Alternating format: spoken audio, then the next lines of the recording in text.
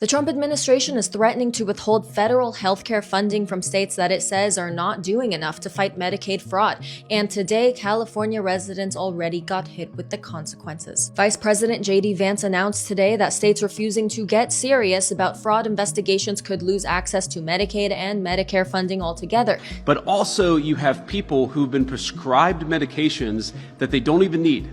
Sometimes they've had drugs put into their bodies that they don't need because fraudsters have actually encouraged false prescriptions and false administration of medications. So think about this. You're just a person trying to go see a doctor. You assume that your doctor is doing the right thing, but these fraudulent healthcare providers are getting rich by giving people medications they don't even need.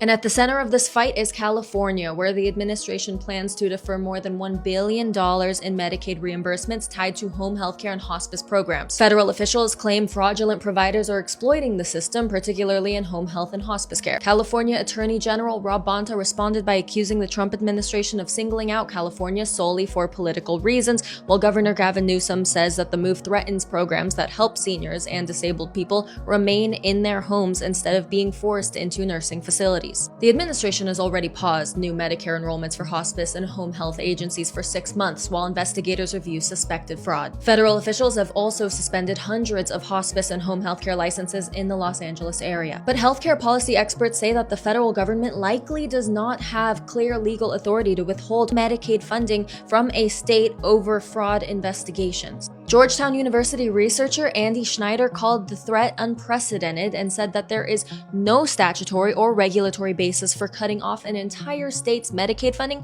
because of issues tied to watchdog agencies. The controversy has also sparked backlash from disability advocates after HHS Secretary Robert F. Kennedy Jr. suggested family caregivers receiving federal payments may be contributing to fraud. But advocates argue that those programs are essential for families caring for elderly or disabled relatives and warn that broad crackdowns could hurt vulnerable people far more than actual fraudsters. The Trump administration says its anti-fraud task force will soon send letters to all 50 states demanding proof that they are aggressively prosecuting Medicaid fraud or risk losing federal support altogether.